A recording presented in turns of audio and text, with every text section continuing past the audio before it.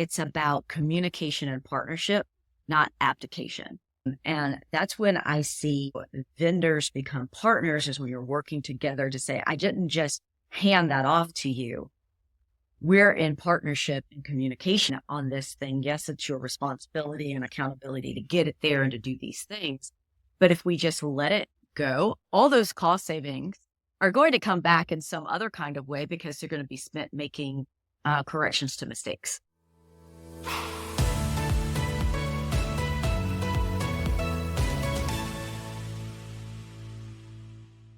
Lynn Mason is the CEO of RMA. She's a Stanford MBA. She's been the president or regional president of a number of health systems.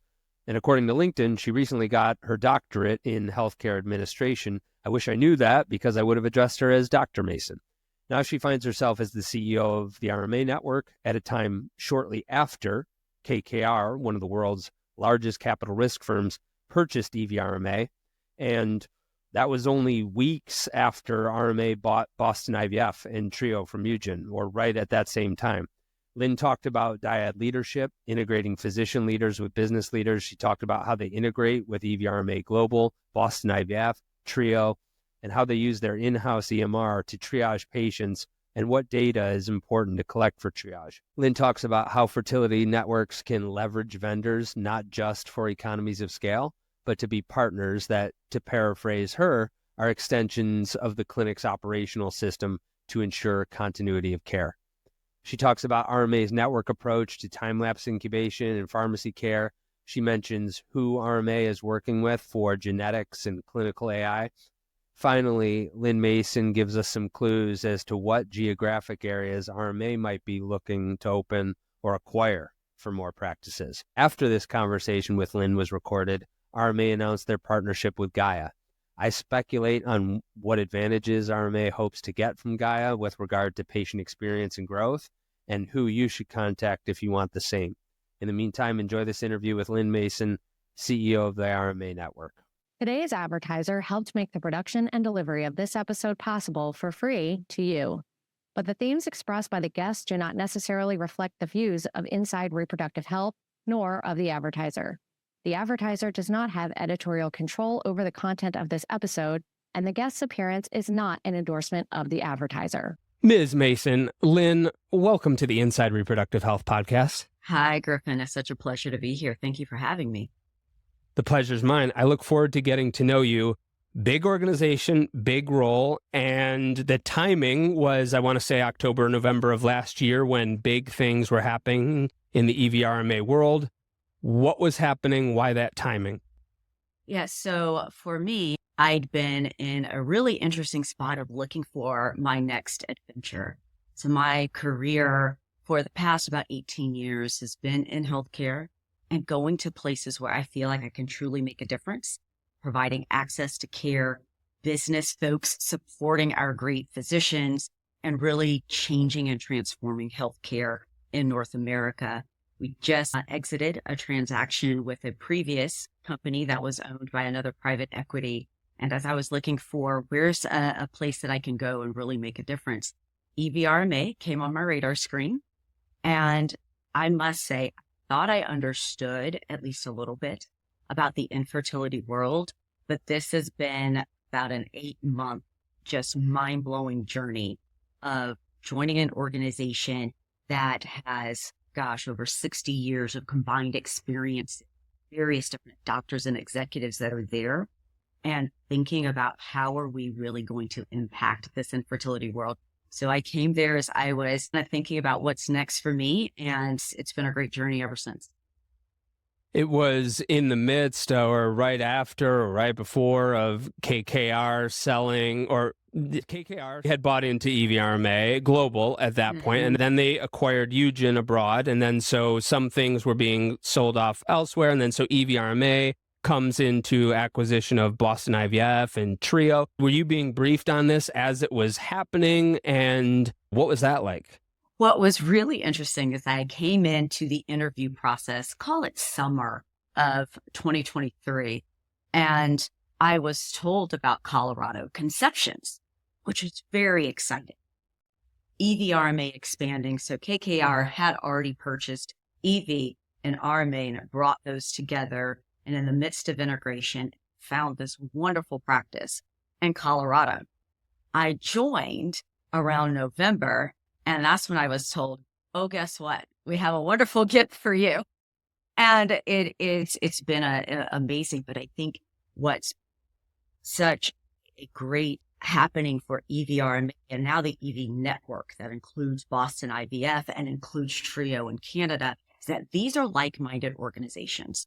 So when KKR was thinking about what are the organizations that we really want to bring together into a global platform of IVF that's focused on transformation, ongoing great science and innovation, patients at the center of the care, physician-led with great business people running the organization. Here are these companies, these providers that fit really well together because the overarching philosophy is the same. So the transaction closed in February. I had a few months to get my feet underneath me at IVI RMA, and we are bringing Boston IVF and Trio into our global network and our global platform. Want to talk about what it's like to be at the head of an organization that also encompasses other organizations, but let's stay on physician and business leadership together. How do you view that dynamic? There are some that say it doesn't happen. The business people run the show. There are other people that say, no, this is very much a collaboration and it works well, no matter what organization we're talking about. How do you view it? So Griffin, I have been in organizations in my healthcare career where it's been the three different philosophies. The business folks make the decision. The business folks are in the lead. Operations calls all the shots, the end. I've been in organizations where it's been on the very other end of the spectrum. Providers are there to run, to lead, to do everything. Business folks stay back. And then I've been in organizations where there is dyad leadership. When I think about what creates a wonderful experience for patients, what helps physicians to do what they do best, and business folks do what they do best, and for us to drive the most value throughout the organization, it's dyad leadership. And it does work when we've got those key elements, trust, credibility, and the joint ideas around what we want from a mission and values perspective. What do I mean by that? I think there's a lot of organizations in which they are provider run and provider led.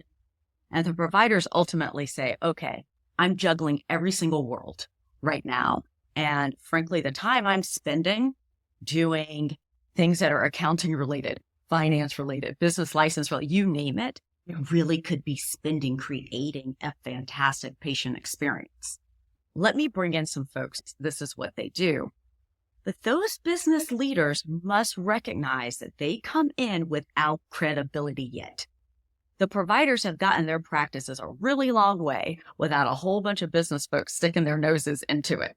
So it is always my first mission and my vision that we come in together and say, how do we build credibility as business leaders to show physicians that, hey, you can trust us with your practices. You can trust us to help you lead in a way in which we're now going to be partners. You're not in this by yourself. We're not trying to come in and make the physicians irrelevant. What I'm trying to do is build and create capacity for you to do what you went to school to do, for you to do what you did all of this training to accomplish, and for me to do what I enjoy and love and hopefully what I do best.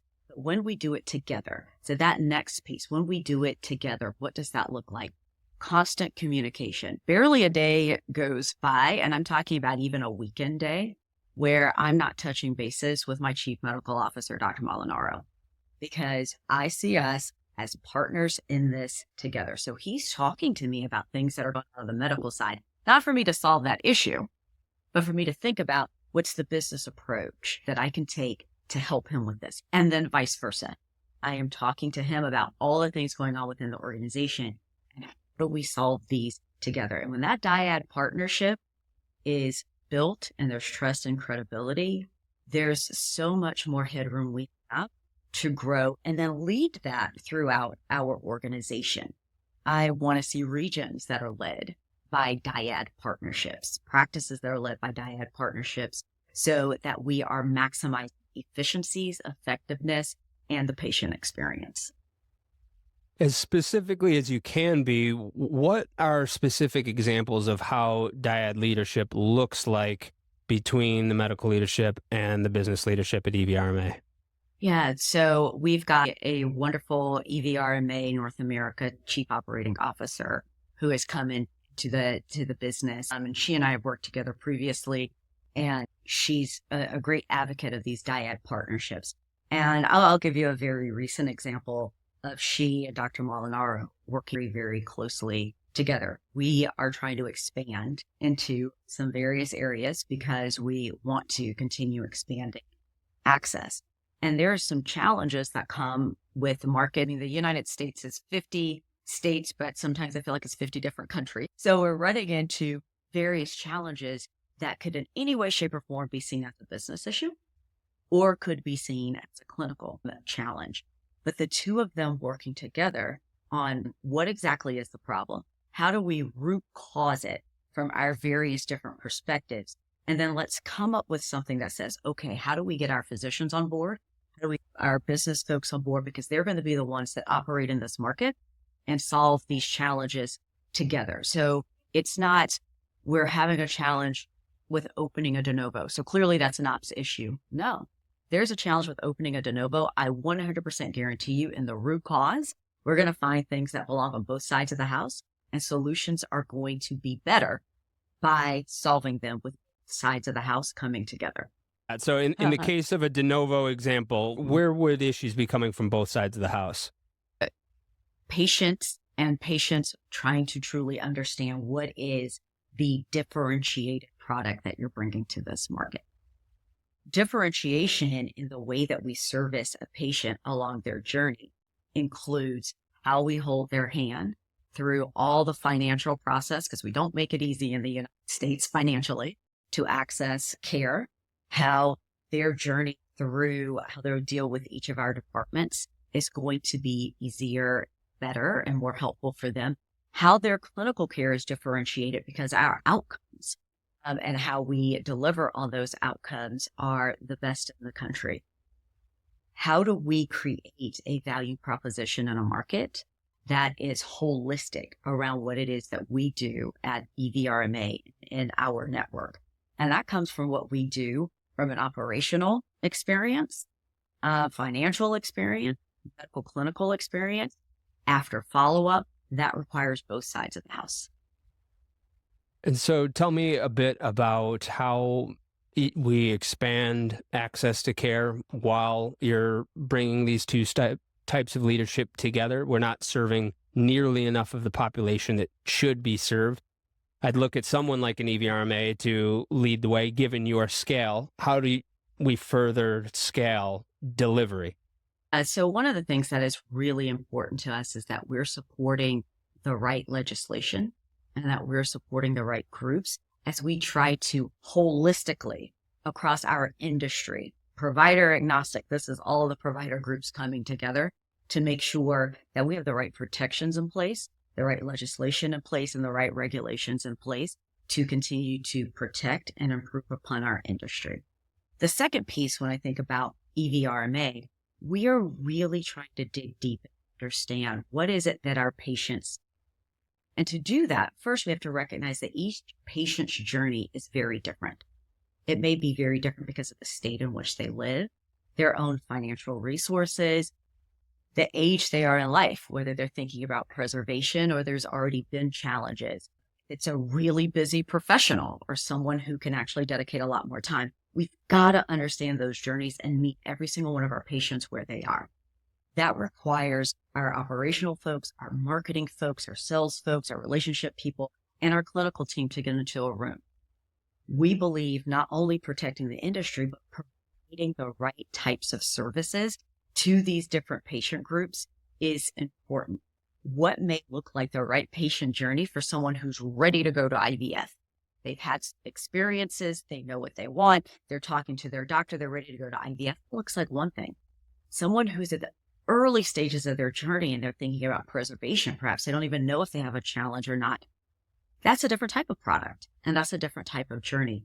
We must get better. And we're working together, again, both sides of the house on what are those right products to offer? How do those clinically, how do they look operationally? How do we launch those so that we're servicing more and more people? Are you talking about two different delivery systems or perhaps more than two different delivery systems for this patient population? We do this, and maybe they don't even see the REI. For this patient population, they need to see the REI more, and there's triage involved. Tell me more about that. Yeah, absolutely, Griffin. So not every patient needs the same level of interaction. Not every patient wants the same level of interaction. Not every patient wants to walk into kind of the same big lab experience. So we're thinking through a lot of ways of who wants to be serviced via telehealth.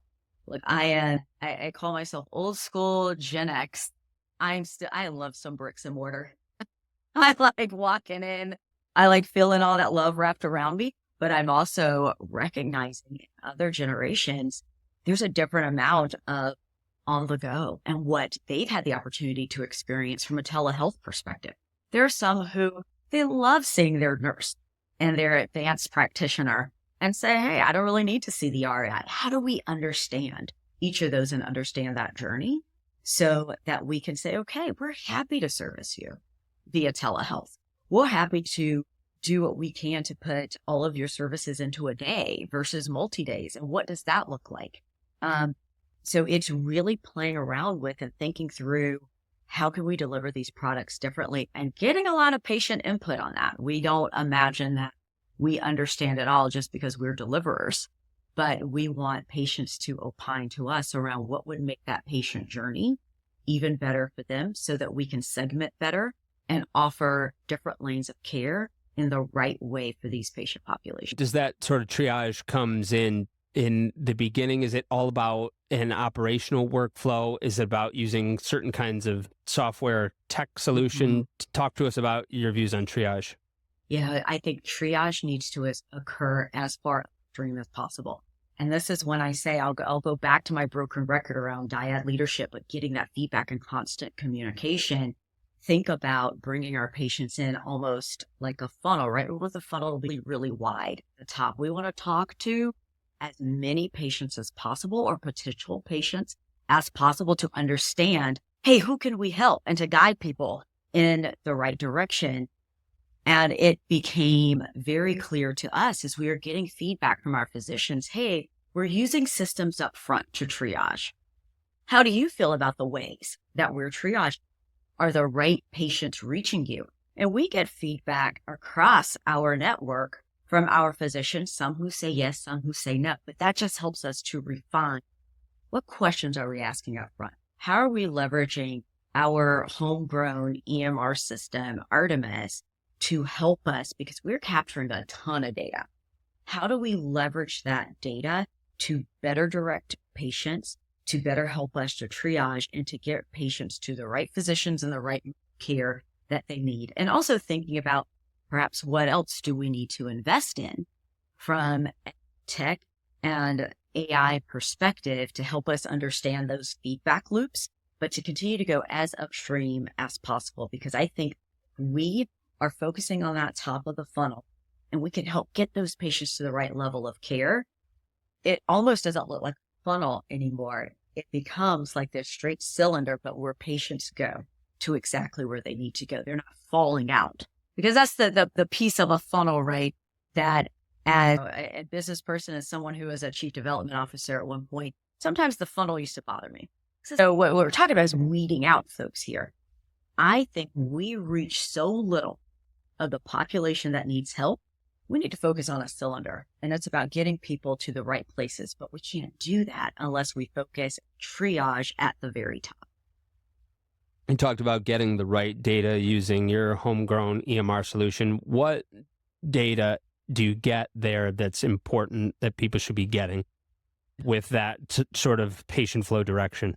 Yeah, we try to, without overwhelming our patients, we really try to get as much data around them, their experience, previous physicians they've gone to, what medical information is in their chart, and then their own just personal emotional experience and journey as possible. Because we want to make sure that we not only understand clinically, we're in a medical business here. We want all that clinical data that we could get, every lab that we could get, et cetera. But we also want to understand, what are your goals? When you're thinking about building your family, what does that look like? What type of physician do you work best with? How do you want to interact with us? We're trying to capture the essence of the person as much as possible, not just a clinical view of them, but what are their hopes and dreams, and how can we help become a part of that? But then as we're thinking about business, and from a business perspective, we really want to make sure we're capturing, where are these patients coming? What's that history of perhaps where we're seeing a lot of patients come from areas where there's no care and coverage, and how do we think about our growth journey, or perhaps a satellite needs to be out there, or we're seeing that a lot of young folks are living a certain area of the country or a certain city, but there's not a whole lot there for them just to engage in fertility preservation. What do we want to think about? So we're trying to capture information about the person, but also information holistically around demographics, our markets, because we're constantly learning. We're constantly learning about how IVF and where patients come from is evolving. When you say where they come from, you mentioned geographic examples. Are you also thinking of referral sources, and how do you view that? We're also thinking of referral sources. It is so important for us to have great relationships with our referral sources. And our referral sources are numerous in nature, in terms of, we've got our great OB-GYNs who refer to us, but we also are seeing more and more primary care physicians. So how do we ensure we've got ability with our physician partners in other sectors of healthcare, such that the first thing that comes to mind for them is, I know where you can get help. I really want you to meet my friends over at IVI RMA. We really want you to go into that network, and let's help make that introduction. We also believe that we have maintained these great relationships with former and existing current patients that are working with us. Our patients are best advocates to other patients, to talk about the journey, to talk about what to experience and what their experience was within our network. Our payers and health plans are also really important to us. That's why their KPIs and what's important to them has to be important to us as well. And we've got to have those relationships where we're not sitting across the table being enemies with each other, but we're working together to say, we've got to expand this access. What are the right KPIs to be looking at? And how do we make sure that we're delivering on those? But also, where are we seeing that there's a need? Because sometimes we'll see a need. Sometimes our payer partners will see a need. How do we collaborate on that together? And let's get care into these places for people. I'm talking with Lynn about RMA strategies for expanding care and being able to serve more patients. And since this conversation was recorded, RMA has announced that they're partnering with a new financing partner. Who and why? If I had to speculate why, because the status quo of revenue cycle management is a nightmare. That's true for small practices, true for big networks like RMA. You hear Lynn talking about investing in operations to support providers. How are providers supposed to serve patients and improve clinical outcomes when their teams have to spend all their time investigating the coverage and authorization of different plans and then hunting down payment? Maybe that's why RMA just announced their partnership with Gaia. Gaia, where have I heard that name? Maybe from a podcast episode that I did with their CEO, Nader Al-Salim. Since that episode, I've personally run into 2 practice owners that started using Gaia after hearing my interview with Nader, not including RMA. What advantages is RMA getting from using Gaia? Ask Gaia. Email Kay Colgrove. Kay is her name, so that's Kay at Gaia.family. Gaia is Gaia. Kay at Gaia.family. Tell Kay you heard about them on Inside Reproductive Health, that Gaia is helping RMA. Ask her what they can do for you. I would also like to see more of a cylinder than a funnel, or at least some mechanism where people aren't getting stuck or lost. Think of people like Joshua Abram and David Sable that say the worldwide demand for IVF might be 30 million babies a year. It might be 20, it might be 25, but if you think of it being 10x in the United States, instead of 90 or so thousand, it's closer to 900,000. That would mean that the average REI needs to be doing 1,500 or 2,000 cycles, which would look very different from doing 1,500 or 2,000 cycles today. In fact, even putting it in those terms scares REIs and may even shut them off to the conversation entirely. So how do you get them to think about a technological shift, an operational shift to, if we actually want to be treating the number of people that need treatment for the medical solutions that we have available today, we need a much broader delivery system. How do you get doctors to think about, this is how we need to shift to where doing 1,500 to 2,000 cycles a year isn't you running on a hamster wheel. It's you being a clinician with a whole lot of technological and staff support or operational support. How do you get them to think about that? This is where dyad partnerships that have credibility are so important. I think about, if I can go and use an example from a different industry, and I'll come back here. My entree into healthcare post-business school was at DaVita, which everyone, okay, DaVita, the kidney care company, how is this going to relate? We were having a similar need for dialysis, but also the need to go further upstream into patients that were kidney disease 3 and 4. They're not even ready for dialysis yet, but they're hitting there. Meant that nephrologists, we're seeing this world in which, oh my gosh, how many hospitals do I need to be credentialed in? How often do I need to be in the ER and in the hospital and then in my own practice and then in the dialysis facility? This is where the dyad partnership became so important, because with physician, what I don't want is you running yourself crazy. That does no one any good, not you, not the patients, not anyone. We need to test some different ways of doing workflows, of leveraging technology, of even thinking about the approach as we go further upstream a little differently. And it's that willingness to say, let's first have the conversation and understand we're coming from the same place, where we all want to help more patients and we all want to do it in the best way possible. But also we want to protect your time and we want to protect your ability to service patients effectively. Here's some ideas. Let's involve you in the conversation.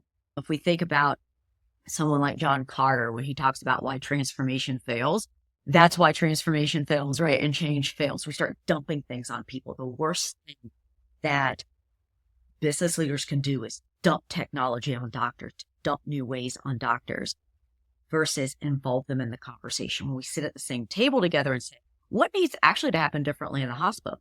What needs to happen differently in the dialysis facility? How do we use technology? How do we use people differently?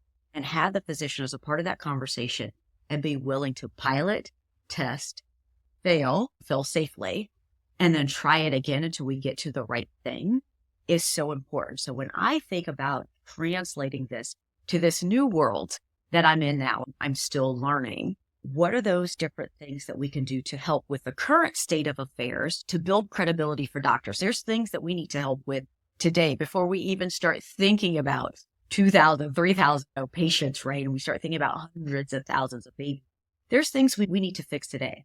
So what do we as dyad leaders prove that we can attack today so that we build that credibility to start testing, thinking about new ways of doing things, and then be patient enough to pilot, patient enough to test new ways, let ourselves fail, celebrate the fails, and then go at it again. But it is going to take, I think, a whole new way of thinking about our industry. I go back to the conversation that you just had with Beth, and I really enjoyed reading and listening to that conversation, because what it was for me was this wake-up call around how some things that I take for granted that are a part of the industry that I'm in right now, just 5-10 years ago, weren't a part of the space that Beth and TJ and some of the other leaders were operating with.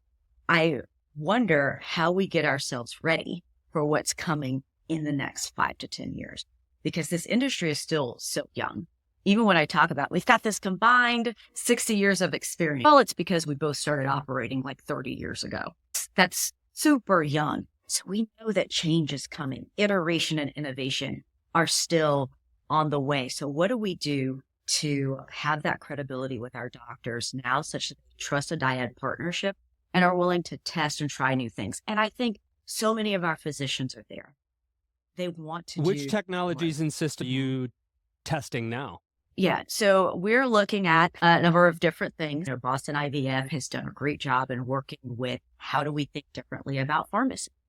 And how do we work with A-Life and some other things differently? What do we think about with time-lapse within our embryology labs? How do we think of the ways that can help our embryologists, who we haven't even mentioned yet, on within this conversation? Oh yeah, those to work guys. more efficiently.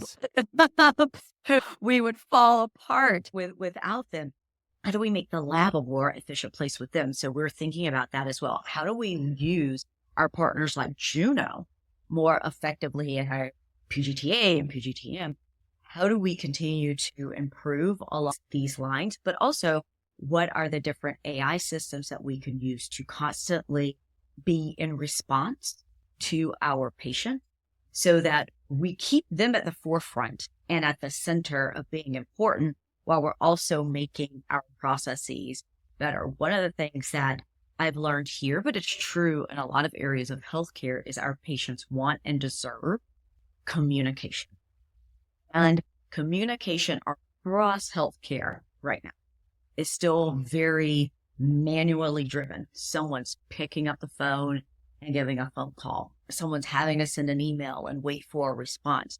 But we live in a world in which that could be a lot more automated, and not to make it cold and impersonable, but to say we are providing answers that are great answers. And if we need to call and disrupt your day to get you the right answer, we'll do that.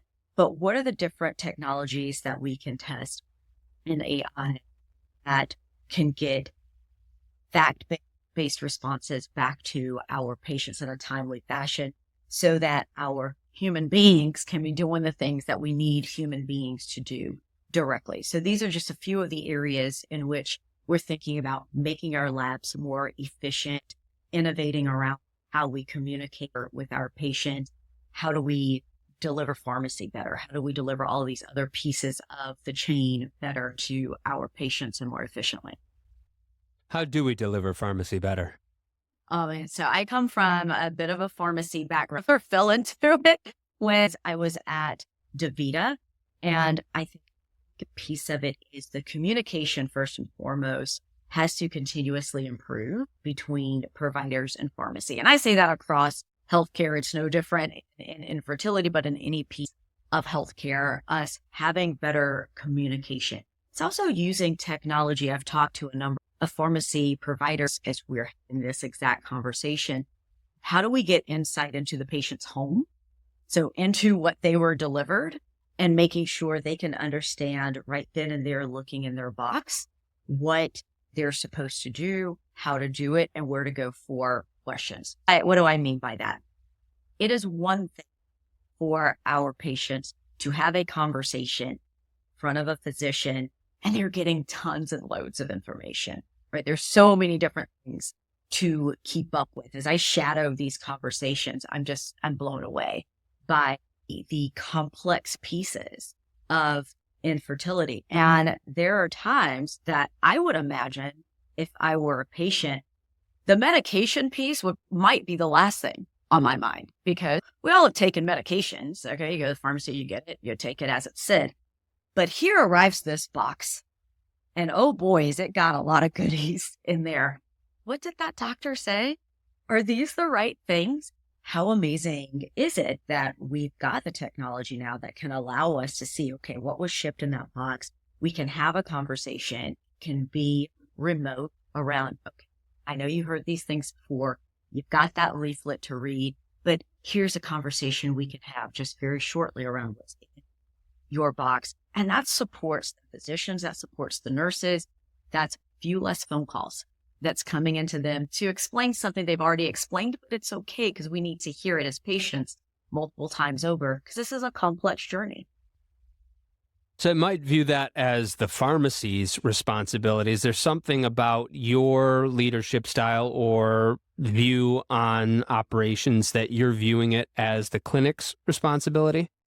I view it as a partnership with the pharmacy to deliver what the clinic wants to have happen, which is a lot of touch and hand holding with the patient.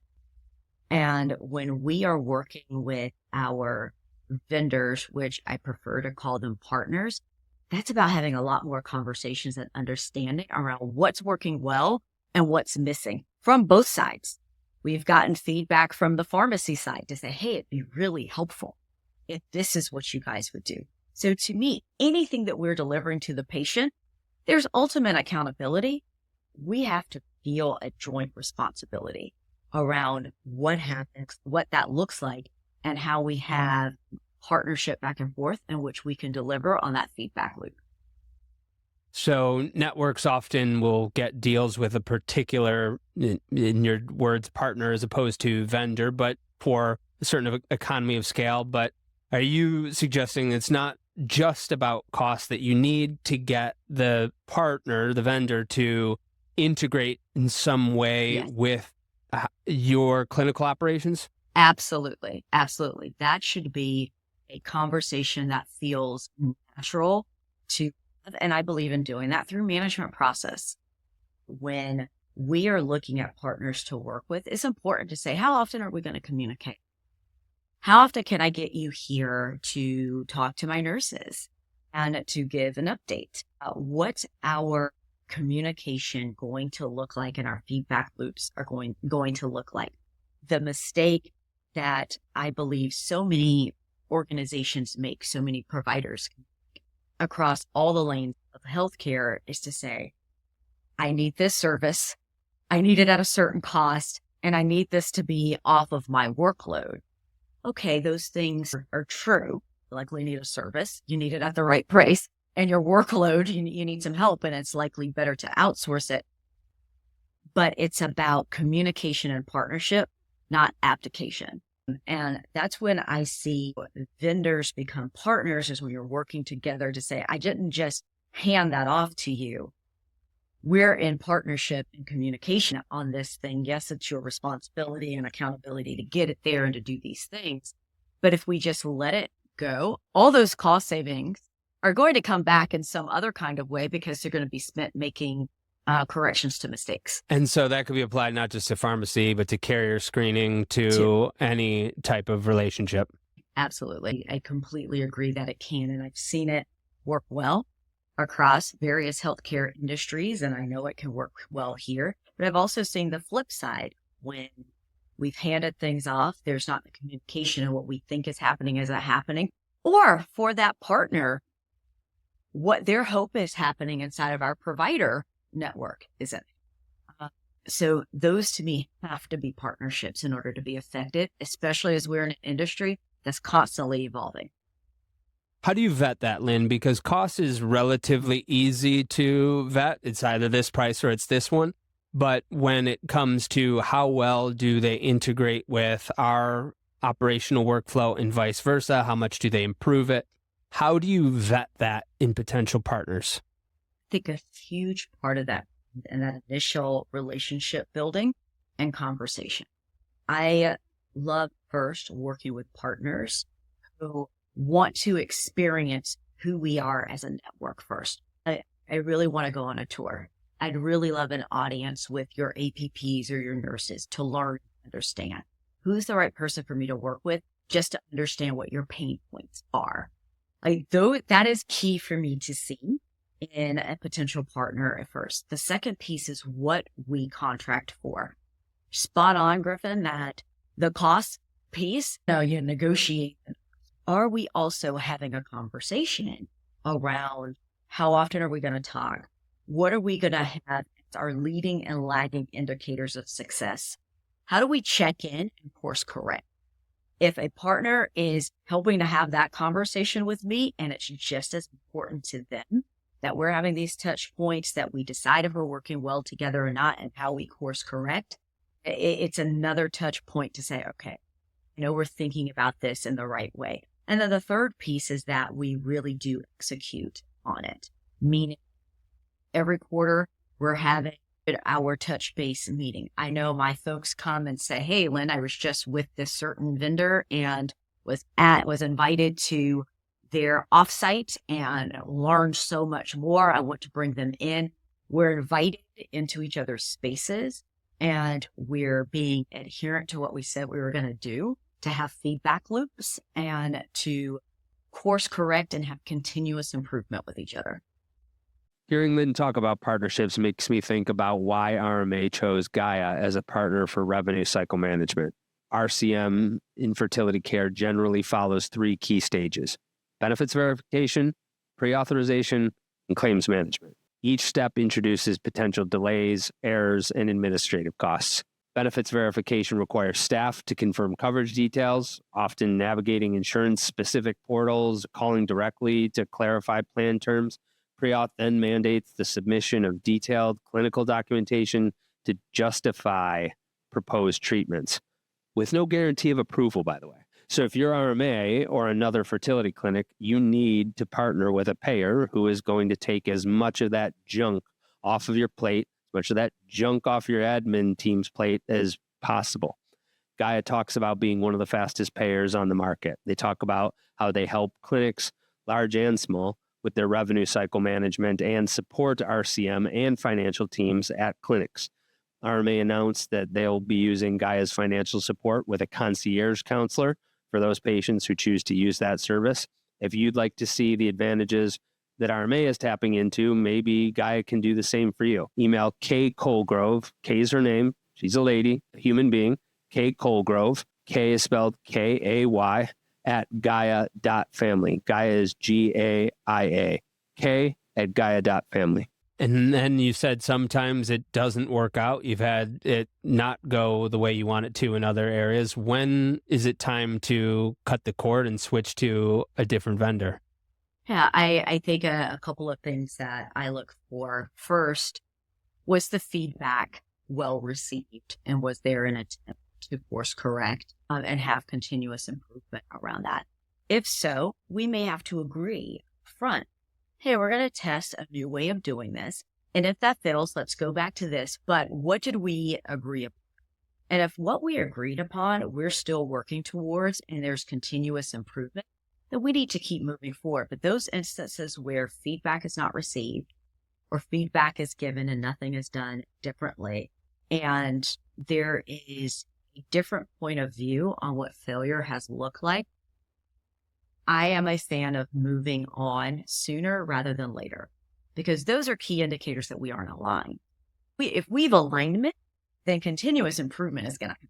If we don't have alignment on what failure looks like and what feedback loops look like and course correcting, there's no amount of time that's going to fix that scenario.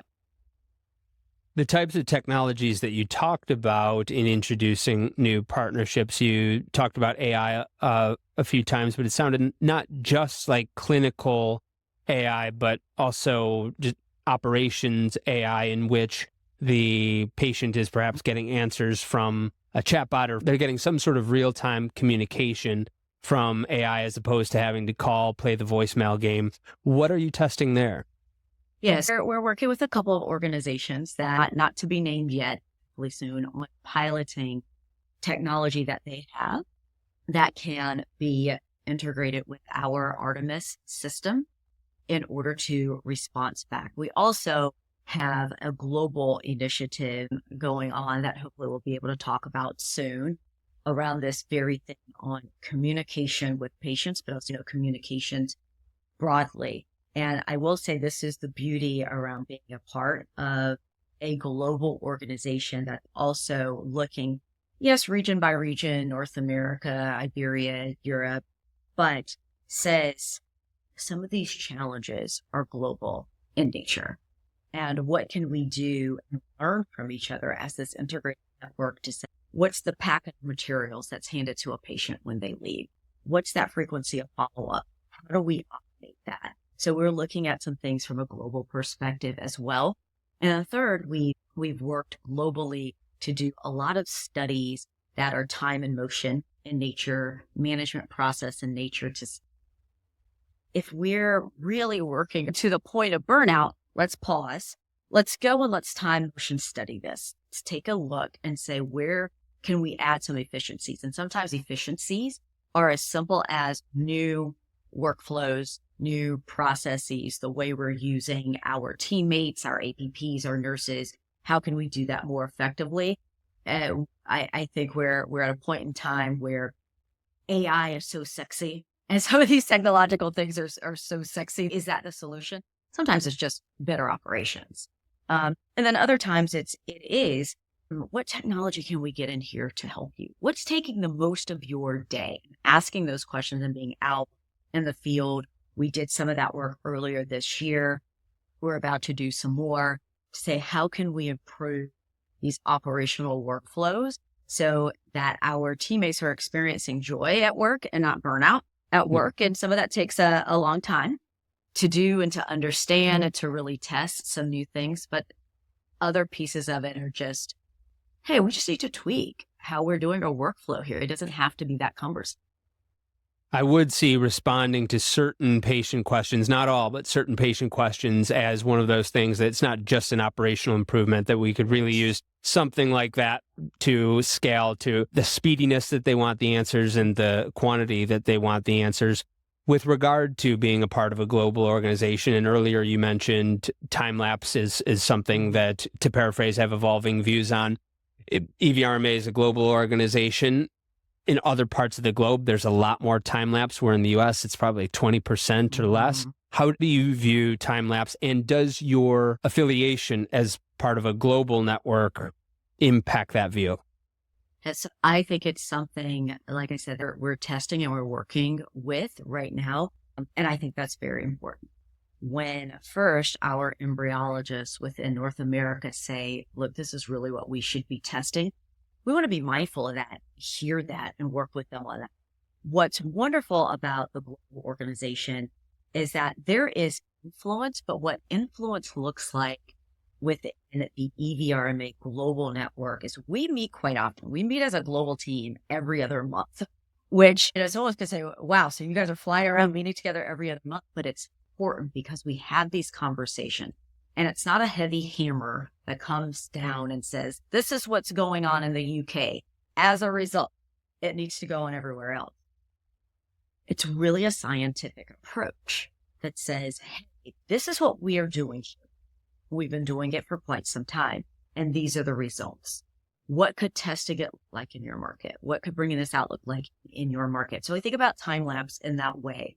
We take a very scientific approach to looking at, how do we want to test here? How do we design the right studies? But also, what have we already learned globally that we can apply? So it's like 2 for the price of 1, if you will, because we already have markets that are leveraging different types of technologies. For us, there's some things that we think about here in terms of what our EMR looks like and what a track. Artemis is not in other countries, but what can be learned here from what's in our EMR that could be great somewhere else. So that's how we learn together versus and influence together versus the heavy-handed approach. It is, we're scientists, so let's learn together as scientists. How do you engage with EVRMA? You are the CEO of a very large organization, just as IVI North America, part of IVI Global, a very large organization with their CEO. Trio in Canada has a CEO. They're part of EV North America. Boston IVF is a very large organization that's within your organization. They've got their CEO, David Stern. How do these organizations fit together? Yeah, so with North America, we work together as a network of brands. And again, this is where communication is key. We are still in early days of our integration work. The transaction just closed in February. So we're still aligning technology systems like Artemis, but it is important to us from a communication perspective that we're communicating and sharing, because that is the beauty of bringing these organizations together, is to get the best from all worlds. So I'll go back to boring old management process first. We've got to be talking weekly. We also have a group meeting just in North America We've got our weekly call in North America. With Canada, we've got our own separate calls that we do there and meetings that we do, management process around ops reviews with our clinics, et cetera. So those are things that we do that are joint and the same. With the global team, we actually have a global call and our weekly committee call. That is what it says. It's weekly. So we're exchanging information on a weekly basis. And our global CEO, Javier, someone who he is constantly in country. I'm in awe of how he does it. I see Javier almost every single month, but we talk weekly as well. Communication here is absolute key. And when I talk about the dyad partnership again, Javier has a dyad partner. Dr. Lucania is constantly talking to my dyad partner, Dr. Molinaro. Having these communication loops and learning from each other and deciding, hey, what's the best from all worlds that we can pull together as this global network?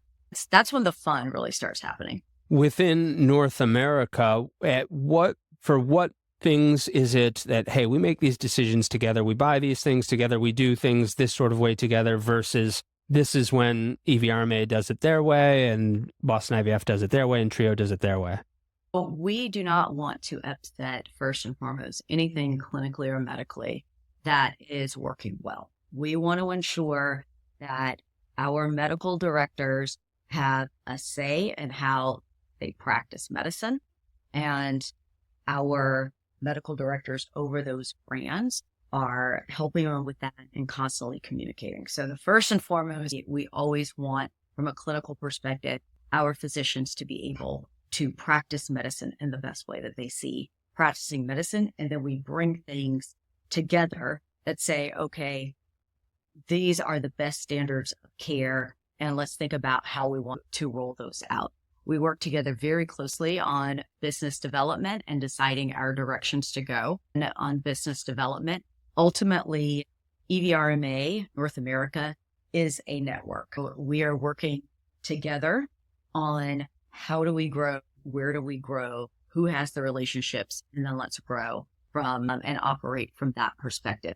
But again, the key is how, as we're integrating with systems, do we best learn what are the things that are working really well and bring them together under what IVI RMA Network, which is IVI RMA North America, does. We've talked a lot about how you can use these systems and grow these teams to improve care. How do you reduce cost at the same time as improving care? It's the challenge of healthcare. It's been the challenge of healthcare for so many different industries and across the years. The cost of doing healthcare continues to rise, especially across North America. For us, it's first about thinking about really being good stewards of resources. Being very thoughtful around planning and how we leverage our scale when we are negotiating for things that are pure costs for the organization. That is really important to us to leverage what's our purchasing power, what's our scale, how are we really good stewards of resources around how we use people, and then what are those areas that perhaps it was the way that we needed to operate or staff or do things historically, but there's better technology or there's better systems that we can use now to reduce the cost. What we want to ensure is clinical care still always comes first. Clinical care comes first, but then how can we do it more efficiently and effectively through leveraging our scale, our purchasing power, and technology? How do mergers and acquisitions come into all of this? Is it for that purpose, at least partly, to increase the purchase power and to increase the power that you have with certain partners to integrate operations at scale? How does M&A play in? Yeah, so first and foremost, we do really want to expand access to care, and we want to do it with really strong partners, and especially in areas where we see that there can be a lot more growth. So we look for M&A partners who are already aligned clinically and are in areas where we say, this is a great area for us to enter, and then we can grow from there and expand the access to care. We do believe that we can bring to practices, some of the great things that have been done across our networks for years to help improve outcomes, also to help improve the total cost of care. So first and foremost, we want really aligned partners who can help us quickly expand in those areas where care is needed. But secondly, we want to be able to bring some of these things that we've learned over these years of experience to providers who want to be a part of a bigger network, who want to have access to more innovation, research, the ability to test things, and take advantage of our scale. You mentioned conceptions in Colorado, Dr. Bush's practice, Glenn Proctor's practice in the Denver area. What areas is IVI RMA North America not in yet? Seems like you're in California and Seattle. And what areas are you not in yet? Yeah, so you're right. You look at the map, we have a great concentration in the Northeast and New England. Our Boston IVF partners have a great concentration there as well. We're along the West Coast, but there is still so much white space in the middle of our country where there's some providers, but frankly not enough, and more growth is needed. There's still so much need in the Southeast. I'm a little partial to the Southeast because it's originally where I'm from, and even my own personal journey, the access to care here just was not talked about nearly as much as I've seen it talked about in other areas of the country. So I think the U.S., where we see a lot of access to health care, we do have a presence there. But I also believe there's so much of the country that, especially in the middle and as you come down to the South, there's still opportunity to really service a lot of patients. What do you want fertility specialists, practice owners to either think about differently as we grow as a field in the next couple of years, or pay closer attention to? The first thing to think about differently is truly leveraging the strength of the dyad partnership. I have just met amazing REIs who've done it all themselves, and I am constantly impressed. And there's so much more that we can do when we partner together, and to just give some of that weight away to the dyad partner. Let that dyad partner carry that weight. The second piece is to still be as excited about innovation and trying new things as I believe has been occurring across the few decades that the industry has truly been in place. Just drinking from a fire hose, entering this space, looking at all the research and all the innovation, I'm blown away. But now is absolutely not the time for us to slow down, slow our publishing and our research and what we're willing to try now more than ever, where we want to take that next leapfrog in the number of patients we can service, the number of babies that we bring into the world. Now is absolutely the time to crank into gear. What should we be testing? What should we be thinking? Pieces of the value chain need to come together and take this market and to take this industry that next step forward. Lynn Mason, CEO of IVI RMA North America. It's been a pleasure getting to know you today. I look forward to having you back on the Inside Reproductive Health podcast. Thank you so much, Griffin. It was a pleasure. I love meeting you. If you'd like to see the advantages that RMA is tapping into, maybe Gaia can do the same for you. Email Kay Colgrove. Kay is her name, so that's Kay at Gaia.family. Gaia is Gaia. Kay at Gaia.family. Today's advertiser helped make the production and delivery of this episode possible for free to you. But the themes expressed by the guests do not necessarily reflect the views of Inside Reproductive Health, nor of the advertiser. The advertiser does not have editorial control over the content of this episode, and the guest's appearance is not an endorsement of the advertiser.